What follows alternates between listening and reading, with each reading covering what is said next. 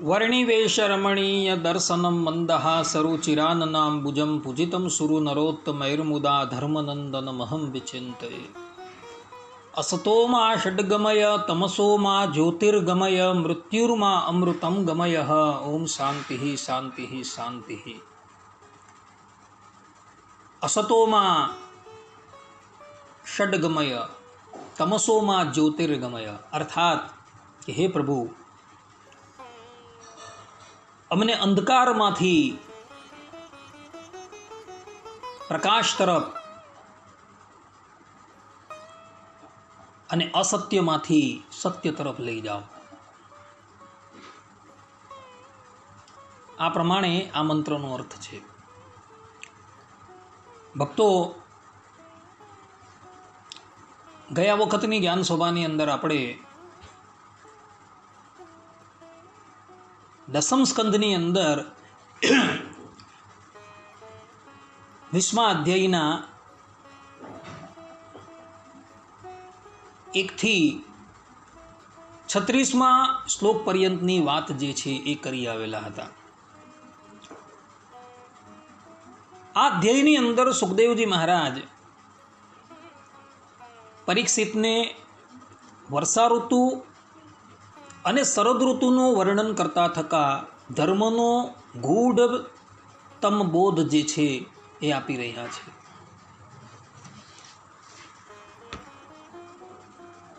સુખદેવજી મહારાજ 37મા શ્લોકની અંદર કહે છે, નૈવા વિંદન ક્ષીયમાણમ જલધાધ લેચરઃ યથા આયુર અન્વહમ ક્ષય્યમ નરા મૂઢઃ કુટુંબિનઃ। अर्थात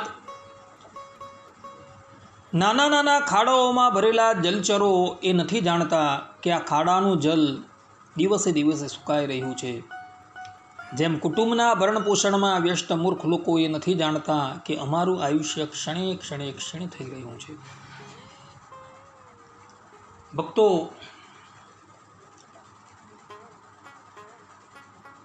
काळ छे ने એ નિત્ય આયુષ્યને ક્ષીણ કરતો રહે છે। કુટુંબના ભરણપોષણની અંદર વ્યસ્ત થયેલા મનુષ્યને એ વાતની પણ ખબર નથી પડતી કે મારું આયુષ્ય જે છે એ પૂર્ણ થઈ રહ્યું છે। કાળ પોતાનો પંજો ફેલાવીને બેઠેલો છે, એ ક્યારેય પણ મને દબોચી લે।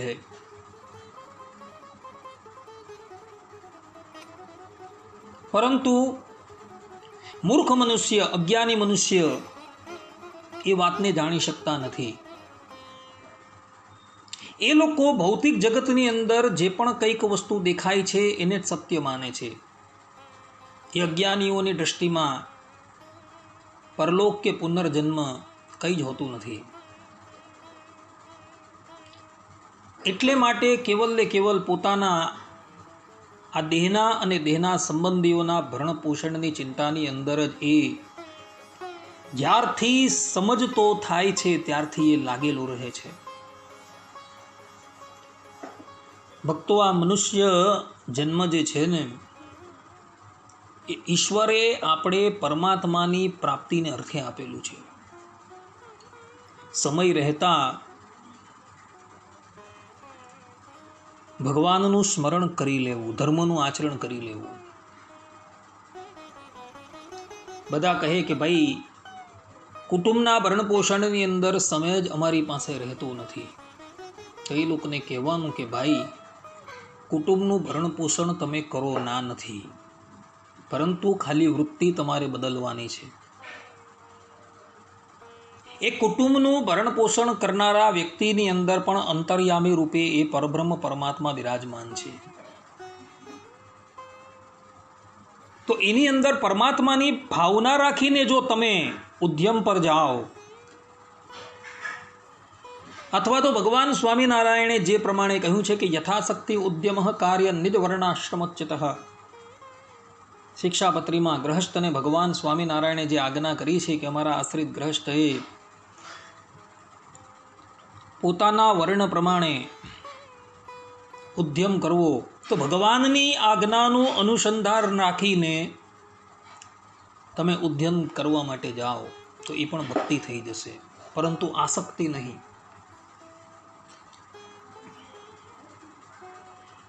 અંદરથી આસક્તિ કેવલ ને કેવલ પરમાત્મા પ્રત્યે રાખો.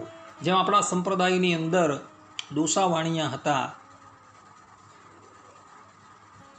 એ પોતાનો વેપાર પણ કરતા હતા, પરંતુ મન જે છે એ હંમેશા ભગવાનની અંદર હતું. ભગવાન સ્વામિનારાયણે જ્યારે એમને આજ્ઞા કરી કે તમારી બધી જ વસ્તુ મૂકીને સીધા અહીં આવી જાઓ, અમારે તમને સાધુ કરવા છે, તો એક ક્ષણનો પણ વિલંબ ન કર્યો, બધી વસ્તુ મૂકીને ચાલ્યા ગયા. એવો વૈરાગ્ય હતો. જનક રાજા મિથિલાનું રાજ્ય કરતા હતા, મનની અંદર એટલો વૈરાગ્ય હતો કે મિથિલા નગરી જ્યારે ભડકે બળવા લાગી ત્યારે એ જ જનક રાજા જે છે એ મહર્ષિ યાજ્ઞવલ્ક્યના આશ્રમની અંદર બેઠા ટકા સત્સંગ કરતા હતા, અને સેવકો આવીને કહે છે કે રાજન, મિથિલા નગરી બળે છે. ત્યારે રાજાના મુખમાંથી શબ્દ નીકળ્યા, મિથિલાયામ પ્રદીપ્તાયામ નમે દહ્યંતિ કિંચન, કે મિથિલા નગરી બળે તેમાં મારું કોઈ બળતું જ નથી. તો એવા એ વ્યક્તિઓ જે છે એઓનું નામ ગીતાની અંદર ભગવાન શ્રી કૃષ્ણએ આદરથી લીધેલું છે.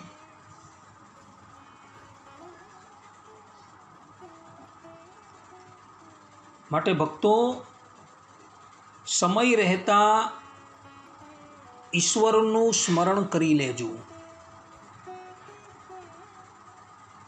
24 કલાકની અંદરથી આપણે અમુક કલાક તો ભગવાનનું સ્મરણ કરતા થકા વિતાવવા જ જોઈએ, ને એટલો સમય તો આપણે મળે જ છે. તો એ સમયની અંદર બીજી બધી લૌકિક પ્રવૃત્તિઓ મૂકીને ઈશ્વરની અંદર જો તમે એ સમય વ્યતીત કરો, તો થોડું ભજન જો તમે કરતા રહેશો ને, તો એ અંતકાળે બહુ જ વધી જશે. એક આંગળી જેટલી પાણીની શેર ચાલતી હોય અને એના દ્વારા કોઈક મોટો ખાડો ભરવો હોય, તો તમે જોજો સમય જતાં એ ખાડો જે છે ને એ ભરાઈ જશે.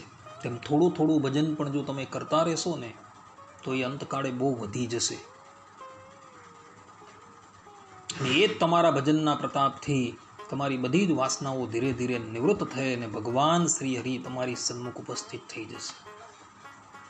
માટે ભક્તો, દિવસ દરમિયાન સમય મળતો હોય તો ઈશ્વરનું સ્મરણ કરતા રહેજો. આ સિદ્ધાંત વાત છે. 38મા શ્લોકની અંદર સુખદેવજી મહારાજ પરીક્ષિતને કહે છે કે થોડા જળમાં રહેવાવાળા પ્રાણીઓને શરદકાળના સૂર્યના તાપથી બહુ પીડા થવા લાગી. જેમ પોતાની ઇન્દ્રિયોને વશ રહેવાવાળા કૃપણ અને દરિદ્ર પરિવારને જાત જાતના દુઃખ સતાવતા રહે છે. ભક્તો, આ કાયાનગરની અંદર જે આત્મા રહ્યો છે ને, એ વાસ્તવની અંદર રાજા છે. એ જે ધારે તે કરી શકે છે, પરંતુ ઇન્દ્રિય અને અંતકરણે એને એટલો બધો નિર્બળ બનાવી દીધો છે કે રાજા સમર્થ હોવા છતાં પણ કંઈ કરી શકતો નથી, ઇન્દ્રિયને આધીન થઈ જાય છે. અને મન અને ઇન્દ્રિયો જે પ્રમાણે કહે તે જ પ્રમાણે એ કાર્ય કરે છે. અને જે લોકો શાસ્ત્રોની આજ્ઞા વિરુદ્ધ જઈને પોતાના મનમાં આવે તે પ્રમાણે વર્તે છે ને, એ લોકો આલોક અને પરલોક બંનેની અંદર દુઃખી થાય છે. માટે ઇન્દ્રિયો જે છે તેને કુમાર્ગમાં જતા અટકાવવી જોઈએ. અને જે સાધનાના માર્ગની અંદર રહેલા છે તેણે તો જીતેન્દ્રિય થવું જ જોઈએ. બધી જ ઇન્દ્રિયોને જીતી પોતાને આધીન કરી એ બધી જ ઇન્દ્રિયોને ભગવાનની અંદર લગાવવી જોઈએ. અન્યથા જો એક પણ ઇન્દ્રિય કુમાર્ગે જશે ને તો એ બધી જ ઇન્દ્રિયોને લઈ જશે અને સાધકને એના માર્ગ ઉપરથી ચ્યુત કરી દેશે. ભગવાન સ્વામિનારાયણ ગધડા અંત્યના 8મા વચનામૃતની અંદર કહે છે કે વૈરાગ્ય ને સ્વધર્મ તેણે કરીને જેણે પોતાના ઇન્દ્રિયોને વશ ન કર્યા હોય તો તે ભગવાન અને ભગવાનના ભક્તને સંગે રહ્યો થકો પણ દુખીઓ રહે છે. શા માટે? જેણે પોતાના ઇન્દ્રિયો ન જીત્યા હોય તેને કોઈ ઠેકાણે સુખ થાય નહીં, અને ભગવાનની ભક્તિ કરતો હોય તો પણ જ્યારે ઇન્દ્રિયો વિષયમાં તણાઈ જાય ત્યારે તે હરિભક્તના હૃદયમાં અતિ દુઃખ થાય છે. માટે સર્વ પોતાના ઇન્દ્રિયને જીતીને વશ કરે તે જ હંમેશા સુખીઓ રહે છે. ભગવાન સ્વામિનારાયણ કહે છે કે જે જીતેન્દ્રિય છે એ જ સુખી છે, અને જે અજીતેન્દ્રિય છે અને ભગવદ માર્ગની અંદર છે અને સાક્ષાત પરબ્રહ્મ પરમાત્મા પણ જો એની સાથે હોય કે ભગવાનના એકાંતિક ભક્ત પણ એની સાથે હોય તો એની સાથે રહ્યો થકો પણ એ કેવલ દુઃખનો જ અનુભવ કરે છે, એ સુખનો અનુભવ નથી કરી શકતો. માટે ભક્તો પોતાના સ્વધર્મમાં રહી અને પોતાની અંદર વૈરાગ્યનો ઉદય કરી એ બધી જ ઇન્દ્રિયો છે એને જીતવાની છે. અને ઇન્દ્રિય તમે જીતી જશો તો હંમેશા સુખનો અનુભવ કરશો. કોઈ કહે કે ભાઈ ઇન્દ્રિય કેવી રીતના જીતવી, તો એને પણ જીતવાના ઉપાય શાસ્ત્રોમાં બતાવેલા છે. પગથી હંમેશા ભગવાન અને ભગવાનના ભક્તના દર્શનને અર્થે જ જવું, અથવા તો જે કાર્યની અંદર ભગવાનનો સંબંધ હોય એ જ કાર્યની અંદર પગને નિયોજવા. હાથની અંદર પણ એવું જ છે કે જે કાર્યની અંદર ભગવાનનો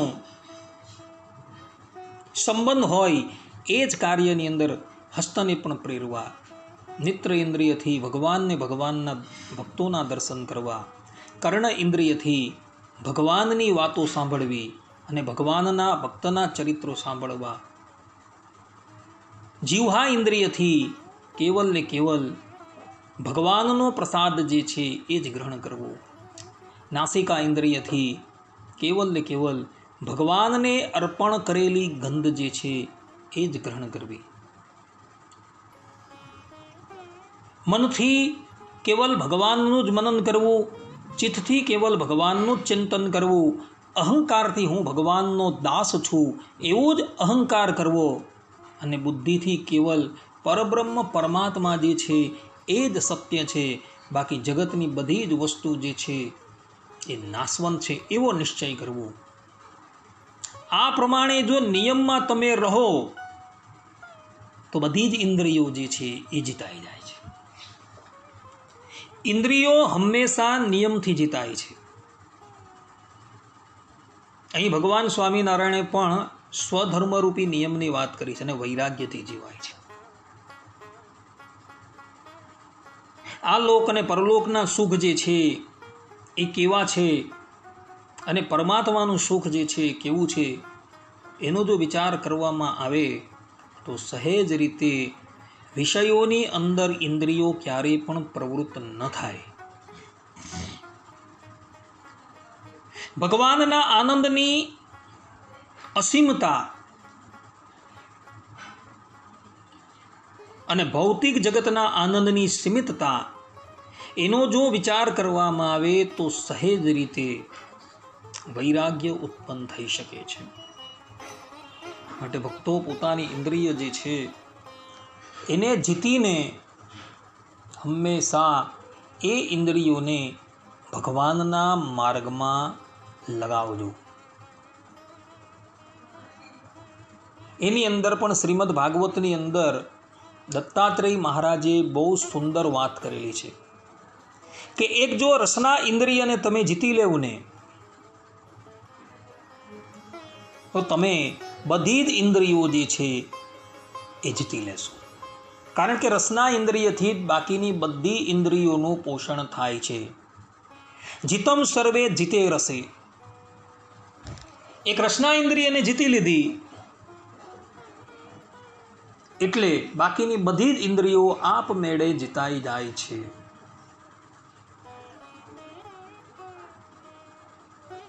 બધા કહી કે ભાઈ રસના ઇન્દ્રિય કેવી રીતના જીવી? તો શાસ્ત્રની અંદર બે ઉપાય બતાવેલા છે. હરિવાક્ય સુધા સિંધુની અંદર એની ટીકાની અંદર રઘુવીરજી મહારાજ પોતે કહે છે કે એક નિયમ રાખવો કે ભગવાનને અર્પણ કર્યા વગર ક્યારેય પણ અન્ન કે જલ જે છે એ ક્યારેય ગ્રહણ ન કરવું. ભગવાનને અર્પણ કરીને જ અન્ન ને જલ છે એ ગ્રહણ કરવો અને ભગવાનની પ્રસાદી જે છે એનું જ ગ્રહણ કરવું. અને એ પ્રસાદી પણ હંમેશા વર્ણાશ્રમની મર્યાદાનું પાલન કરતા થકા ગ્રહણ કરવાની છે, જેમ તેમ નહીં. તો આ પ્રમાણેનો જો નિયમ રાખે તો રસના ઇન્દ્રિય જીતાઈ જાય. અને બીજી રીત કે મન જે પણ કંઈક વસ્તુ માગે એ વસ્તુ ક્યારેય પણ આપવું નહીં.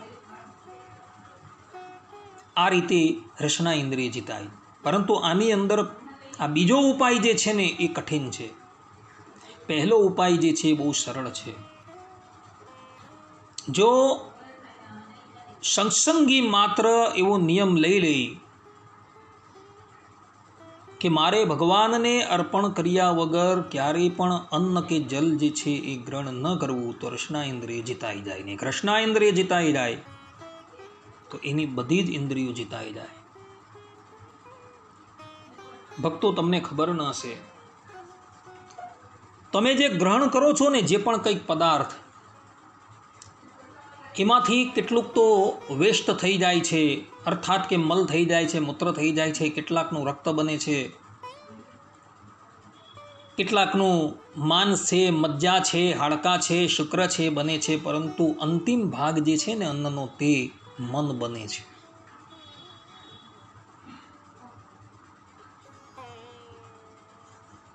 જો ભગવાનને અર્પણ કરેલી સામગ્રી જો આપણે ગ્રહણ કરીએ તો એનું પણ સૂક્ષ્મ જે મન જે છે એ બનશે.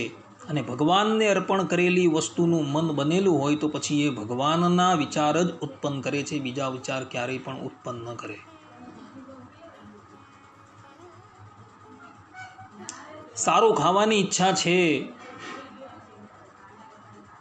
તો શાસ્ત્રોકારોએ મનાઈ નથી કરી, પરંતુ ભગવાનને અર્પણ કરીને એ વસ્તુ ગ્રહણ કરવાની છે. અન્નમ વિષ્ઠા જલમ મૂત્ર, કે ભગવાનને અર્પણ કર્યા વગરનું અન્ન જે છે એ વિષ્ઠા છે, એ જલ જે છે એ મૂત્ર છે, એમ સમજીને એનો ત્યાગ કરી દેવાનો છે. અને ભગવાનને અર્પણ કરેલી વસ્તુ જે છે, જે પ્રસાદ રૂપની અંદર નિર્મિત થઈ ગયેલી છે, એ જ વસ્તુ જે છે એ ગ્રહણ કરવાની છે. તો એ પ્રસાદ રૂપી અન્નથી ગ્રહણ કરેલું રક્ત, માંસ, મજ્જા, હાડકા, શુક્ર અને મન એ બધું જ ભગવાનમય થઈ જશે. અને ભગવાનમય થઈ જશે પછી એ તમારા મનની અંદર કેવલ ભગવાનના વિચાર જ લાવશે, જગતના કોઈ વિચાર ન લાવશે. એટલે આપણા અહીં ઉપનિષદની અંદર આહાર શુદ્ધિ પર બહુ જોર આપેલું છે. આહાર શુદ્ધો સત્વશુદ્ધિ, સત્વશુદ્ધો ધ્રુવા સ્મૃતિ. અર્થાત કે આહારની શુદ્ધિ હશે તમારી અંદર, સત્વગુણ જે છે એ વૃદ્ધિ પામશે. અને સત્વગુણ વૃદ્ધિ પામશે તો ભગવાનની સ્મૃતિ અખંડ રહેશે. સત્વમ સંજાયતે જ્ઞાનમ, શ્રીમદ ભાગવતમાં કહ્યું છે. કે જેની અંદર સત્વગુણ વૃદ્ધિ પામે ને એ જ વ્યક્તિ જ્ઞાનને ધારણ કરી શકે છે. બીજો કોઈ પણ વ્યક્તિ જ્ઞાનને ધારણ કરી શકતો નથી. માટે જ્ઞાન અર્થાત કે આત્મા પરમાત્માનું યથાર્થ જ્ઞાન જો ધારણ કરવું હોય તો આહારની શુદ્ધિ રાખો. કારણ કે આહારની શુદ્ધિ રાખશો તો સત્વગુણ જે છે એ વૃદ્ધિ પામશે, અને સત્વગુણ વૃદ્ધિ પામે તો શ્રીમદ ભાગવતમાં જે પ્રમાણે કહ્યું છે, સત્વમ સંજાયતે જ્ઞાનમ, જ્ઞાન જે છે એને તમે ધારણ કરી શકશો. માટે એક ઇન્દ્રિય ખાલી તમે જીતી લો, રસના ઇન્દ્રિય. રસના ઇન્દ્રિય જીતી લીધી એટલે તમે બધી જ ઇન્દ્રિય જીતી લીધી. બાકીની ઇન્દ્રિયોને જીતવી ન પડશે, આપોઆપ જીતાઈ જશે.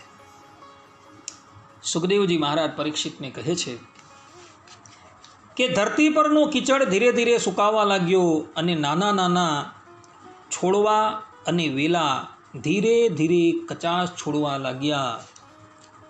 જેમ વિવેક સંપન્ન સાધક ધીરે ધીરે શરીર વગેરે અનાત્મા પદાર્થોમાંથી આ હું છું અને આ મારું છે એવી અહંતા અને મમતા ત્યાગ કરી દે છે. ભક્તો, ભગવાનની માયા કઈ ખબર? આ મારું અને આ તારું, એ જ ભગવાનની માયા છે. બીજી ભગવાનની કોઈ માયા નથી.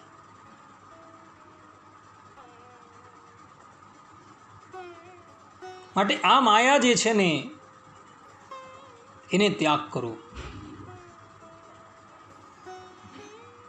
મારું મારું મારું મારું એ બધું ત્યાગ કરી દેવું, અને મનની અંદર ભાવના એવી રાખો કે આ બધું પરમાત્માનું જ છે, અમારું કંઈ નથી. એવી ભાવનાને દ્રઢ કરી દો. જો એવી ભાવના તમે દ્રઢ કરશો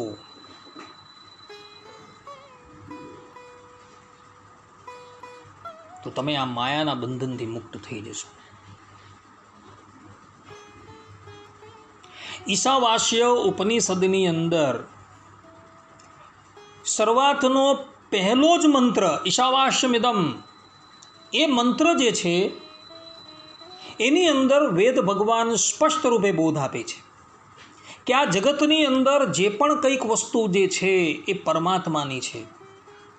પરમાત્માએ જીવાત્માને એના કર્મ અનુસાર આ બધી વસ્તુનો ઉપભોગ કરવા માટે કિંચિત સમય માટે આ બધી વસ્તુ આપેલી છે.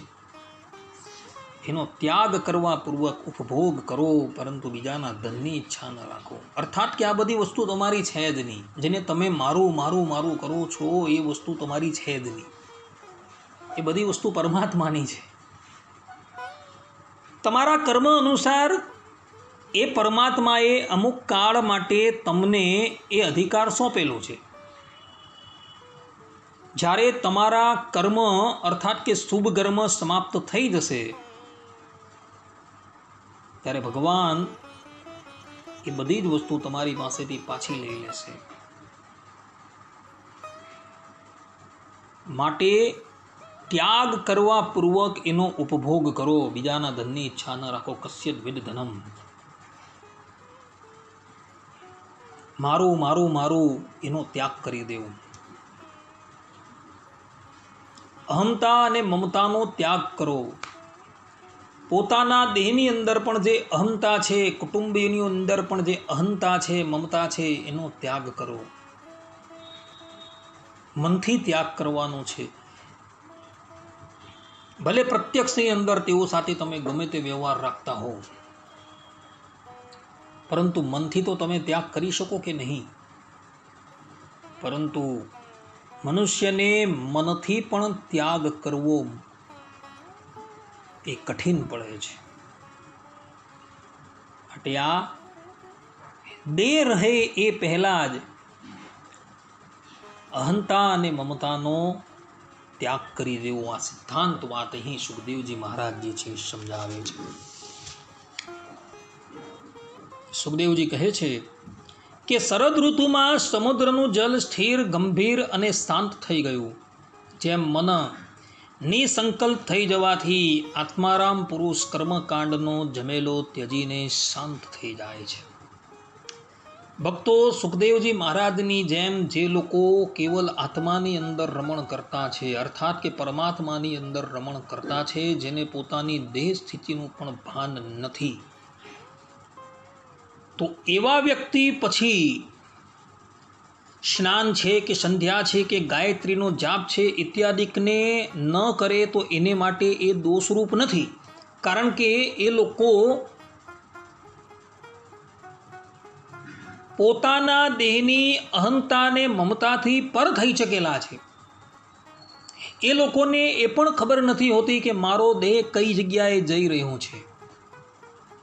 એ લોકો બધી જ જગ્યાએ બ્રહ્માનંદનો જ અનુભવ કરતા હોય છે. દિવસ શું છે, રાત શું છે, એ પણ એ લોકોને ખબર નથી હોતી. આવા આત્મારામ થઈ ગયેલા મુનિઓ જે છે એને ધર્મ ત્યાગ કરીને ચાલ્યો જાય છે. અર્થાત કે પછી એ ધર્મનું આચરણ ન કરે તો એને માટે એ દોષરૂપ નથી. પરંતુ જ્યાં લગીન પોતાના દેહની અંદર અહંતા છે, મમતા છે, ત્યાં લગીન તો ક્યારેય પણ ધર્મના આચરણનો ત્યાગ નથી કરવાનો. આ સિદ્ધાંત વાત છે. કેટલાક લોકો આ જે વચન જે છે એ વચનના અવળા અર્થ કરતા જોવા મળે છે કે ભાઈ અમે તો આત્મારામ થઈ ગયા છે, હવે અમારે કર્મકાંડની શું જરૂર? સંધ્યા ન કરીએ તો ચાલે, ગાયત્રી ન કરીએ તો ચાલે, વૈશ્વદેવ ન કરીએ તો ચાલે, પરંતુ ઉદરનું પોષણ પહેલા કરશે પાછા. એ તો ત્યાં લગીન કરતા હશે કે જ્યાં લગીન ગળા લગીન ન આવી જાય, ત્યાં લગીને ઉદર પોષણ કરતા હશે. તો એ લોકોને કહેવાનું કે ભાઈ તમે ઉદરનું એ પોષણ તો કરો જ છો ને, તો એ ઉદરના પોષણથી પણ નિવૃત્ત થઈ જાઓ, તમે તો આત્મારામ થઈ ગયા છો. તો એ લોકો કહે ના, ઉદરનું પોષણ કર્યા વગર શરીર ન ચાલે. તો એ લોકોને કહેવાનું કે ભાઈ તમને હજુ પણ દેહનું ભાન છે, દેહની અંદર અહંતા અને મમતા છે, એટલે શાસ્ત્રોએ જે કર્મ કરવાના કહ્યા છે એ કર્મ તમારે કરવા જ પડશે. એટલે ભગવાન સ્વામિનારાયણ સત્સંગી જીવનની અંદર 5મા પ્રકરણના 55મા અધ્યાયની અંદર 28મા શ્લોકની અંદર ઉદ્ધવ સંપ્રદાયનો સંપૂર્ણ સિદ્ધાંત કહે છે અને સર્વાતના ચરણની અંદર જ કહે છે ધર્મા ત્યાજો ન કૈશ્ચિત સ્વનિગમ વિહિતો વાસુદેવે છે ભક્તિ. કે કોઈ પણ મનુષ્યએ વેદમાં કીધેલો ધર્મ જે છે એનો ત્યાગ નથી કરવાનો અને પોતાના સ્વધર્મમાં રહીને નિષ્કામ ભાવે એ ભગવાનની ભક્તિ કરવાની છે. આ સ્વામિનારાયણ સંપ્રદાય અર્થાત કે ઉદ્ધવ સંપ્રદાયનો સિદ્ધાંત છે. આપણા સંપ્રદાયની અંદર ધર્મ સહિત ભક્તિ કરવાનું વિધાન છે. કેવલ ભક્તિ નહીં, ધર્મ સહિત. અને ધર્મ આવી ગયો એટલે જ્ઞાન અને વૈરાગ્ય પણ એની અંદર આવી જ જાય છે. તો સ્વધર્મ, જ્ઞાન અને વૈરાગ્ય સહિત ભગવાનની ભક્તિ કરવાની છે. એ આપણા સંપ્રદાયનું લક્ષણ છે, બીજું લક્ષણ નથી. ભગવાન સ્વામિનારાયણ સત્સંગી જીવનના 2ય પ્રકરણની અંદર કહે છે કે જ્યાં લગીન દેહની અંદર અહંતા અને મમતા છે ને ત્યાં લગીન ધર્મનો ત્યાગ કોઈએ કરવાનો જ નથી. ધર્મનું આચરણ કરવાનું છે. જ્યારે તમે દેહથી પર થઈ ગયા, દેહના ધર્મથી પર થઈ ગયા, ઋષભદેવ ભગવાનની જેમ, ભરતજીની જેમ, સુખદેવજી મહારાજજીની જેમ, સચ્ચિદાનંદ સ્વામીની જેમ, પર્વતભાઈ છે, ગોવર્ધનભાઈ છે, વ્રજની ગોપીઓ છે, એની જેમ જ્યારે તમે દેહના ધર્મથી પર થઈ જાઓ પછી તમે ધર્મનું આચરણ ન કરો તો તમને એ બાદરૂપ નથી. કારણ કે એવો વ્યક્તિ એ પરમાનંદની અંદર એટલો મગ્ન થઈ ગયો હોય છે કે એને પોતાના દેહનું ભાન જ નથી હોતું. સવાર થયું, સાંજ થઈ, એની પણ એને ખબર હોતી નથી. માટે જ્યાં લગીન દેહનું અનુસંધાન છે ત્યાં લગીન તો ધર્મનું આચરણ કરવું કરવું ને કરવું જ. અન્યથા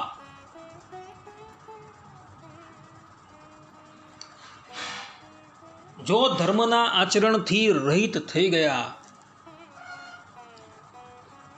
તો એના પ્રત્યવાયનો સામનો પણ તમારે કરવો પડશે. આ સિદ્ધાંત વાત છે. માટે જે લોકો એમ કહે છે કે ભાઈ અપરોક્ષ જ્ઞાન તત્વમસીનું થઈ ગયું, અહમ બ્રહ્માસ્મિ આ જ્ઞાન થઈ ગયું એટલે અમારે હવે ધર્મ કર્મની કંઈ જરૂર જ નથી, એ લોકોની વાત જે છે ને એ કેવલ વાચાળ છે, બીજું કંઈ જ નથી. માટે એવા જ્ઞાનીઓ જે કહેવાના છે તેના ચપેડાની અંદર ક્યારેય પણ ફસાતા નહીં. પોતાના સ્વધર્મની અંદર રહીને એ પરમાત્માની ભક્તિ જે છે એ તમે કરજો તો એ ભગવાન તમારા પર અતિશય રાજી થશે. આ સિદ્ધાંત વાત છે ભક્તો. આટલું કહીને આજની આ કથાને હું અહીં જ વિરામ આપું છું. સર્વે સંતુ નિરામયઃ, સર્વે સુખીનો ભવંતુ, સર્વે ભદ્રાણી પશ્યંતુ, મા કશ્ચિત દુઃખ ભાગ ભવેત. અસ્તુ. જય સ્વામિનારાયણ. હવે પછી દસમ સ્કંદની કથાની અંદર આપણે આ દસમ સ્કંદના 20મા અધ્યાયની કથા જે છે તેને પૂર્ણાહુતિ આપશું. ત્યાં લગીન બધા જ ભગવત ભક્તોને હેતપૂર્વક જય સ્વામિનારાયણ.